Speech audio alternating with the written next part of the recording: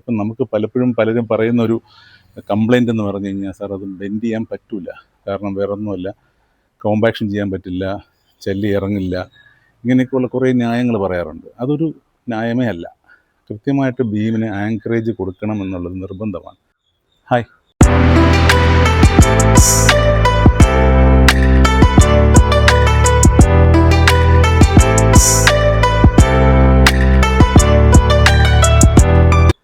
Anchorage നമ്മുടെ steel bar bend ചെയ്ത് കോളത്തിലോട്ട് ബീമിലോട്ടൊക്കെ നമ്മൾ ഇൻസേർട്ട് ചെയ്യുന്ന ഒരു രീതിയുണ്ട്. അത് ഈ ആങ്കറേജ് എന്തിനാണെന്ന് പറഞ്ഞു കഴിഞ്ഞാൽ, കറക്റ്റായിട്ട് ആ സ്ട്രെങ്ത് ട്രാൻസ്ഫർ ചെയ്യുക, അല്ലെങ്കിൽ ഫോഴ്സ് ട്രാൻസ്ഫർ ചെയ്യുക എന്നുള്ളതാണ് അതിൻ്റെ ഒരു ലക്ഷ്യം. അപ്പം ഈ ആങ്കറേജ് കൊടുക്കുന്ന ഇപ്പം നമ്മളിപ്പോൾ ഈ എർത്ത് ക്വേക്ക് റെസിസ്റ്റൻസ് സ്ട്രക്ചർ, അതായത് ഭൂമി കുലുക്കത്തിന് ചെറുത്ത് നിൽക്കാനുള്ള കെട്ടിടങ്ങൾ പണിയിൽ ഈ ആങ്കറേജ് വളരെ നിർബന്ധമാക്കിയിട്ടുണ്ട്.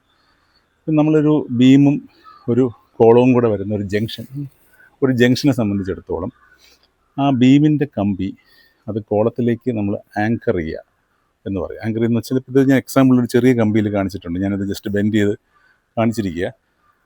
ഇതിൻ്റെ ഇവിടെ ഇങ്ങനെ ഒരു 45 ഡിഗ്രി ബെൻഡ് അകത്തേക്ക് കൊടുക്കുന്ന രീതിയിൽ. അപ്പം നമുക്ക് പലപ്പോഴും പലരും പറയുന്നൊരു കംപ്ലൈൻ്റ് എന്ന് പറഞ്ഞു കഴിഞ്ഞാൽ, സാർ അത് ബെൻഡ് ചെയ്യാൻ പറ്റില്ല. കാരണം വേറൊന്നുമല്ല, കോമ്പാക്ഷൻ ചെയ്യാൻ പറ്റില്ല, ചെല്ലി ഇറങ്ങില്ല, ഇങ്ങനെയൊക്കെയുള്ള കുറേ ന്യായങ്ങൾ പറയാറുണ്ട്. അതൊരു ന്യായമേ അല്ല. കൃത്യമായിട്ട് ബീമിന് ആങ്കറേജ് കൊടുക്കണം എന്നുള്ളത് നിർബന്ധമാണ്. നമ്മൾ പ്രത്യേകിച്ച് ആ bar, bottom bar, top bar, നമ്മൾ കൃത്യമായിട്ട് ആങ്കറേജ് കൊടുത്ത് വേണം അതിനകത്ത് നിർത്താൻ. ഈ ആങ്കറേജിന് വളരെ ഇമ്പോർട്ടൻസ് ഉണ്ട്. അത് ഒരു നെഗ്ലിജിബിൾ കാര്യമായിട്ട് പലരും കാണുന്നുണ്ട്. ഒരിക്കലും അത് ചെയ്യരുത്. കൃത്യമായി ബീം കോളം ജംഗ്ഷനിൽ ഈ ആങ്കറേജ് കൃത്യമായിട്ട് പാലിക്കുക എന്നുള്ളതാണ്. ഇപ്പം ഞാനിത് ചെറിയൊരു കമ്പിയിൽ കാണിച്ചെന്നേ ഉള്ളൂ. ഇത്രയും ചെറിയ കമ്പിയിലൊന്നും ബീമൊന്നും നമ്മൾ ചെയ്യില്ല. പക്ഷേ സ്റ്റിൽ എളുപ്പത്തിന് വേണ്ടി ഒരു കമ്പി ബെൻഡ് ചെയ്തെടുത്തതാണ്. അപ്പോൾ ഇത് ഇത്തരം കാര്യങ്ങൾ വളരെ ശ്രദ്ധിക്കുക. സ്ട്രക്ചറലി മൈന്യൂട്ടായിട്ടുള്ള ചില കാര്യങ്ങളുണ്ട്.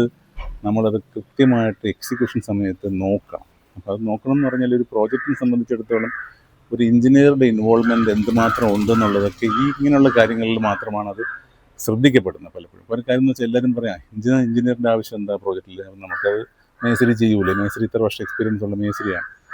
പക്ഷേ ഇത്തരം കാര്യങ്ങൾ മേസ്തിരിമാർ പ്രോപ്പറായിട്ട് നോക്കാറില്ല എന്നുള്ളതാണ് ഞാൻ കണ്ടിട്ടുള്ള ഒരു സിസ്റ്റം. കാര്യം എന്ന് വെച്ചാൽ, ഇതിനെ ഒരു എഞ്ചിനീയറിംഗ് സൈഡിൽ നിന്നൊരു റുട്ടീൻ ഇൻസ്പെക്ഷൻ പ്രോജക്റ്റിലേക്ക് മസ്റ്റായിട്ട് കൊണ്ടുവരണം എന്നുള്ളത്. അപ്പം ഞങ്ങളുടെ എന്ന് വെച്ചാൽ, ഞാൻ ടോട്ടലി എഞ്ചിനീയറിംഗ് ബേസ്ഡ് ആയിട്ടുള്ള ആളായതുകൊണ്ട് തന്നെ ഞങ്ങൾ ചെയ്യുന്ന കോൺട്രാക്റ്റിൽ ഞാൻ തന്നെയാണ് അത് കൃത്യമായിട്ട് ചെക്ക് ചെയ്യുന്നതും കൃത്യമായിട്ട് ഇംപ്ലിമെൻറ്റ് ചെയ്യാനായിട്ടുള്ള നിർദ്ദേശങ്ങൾ കൊടുക്കുന്നതും.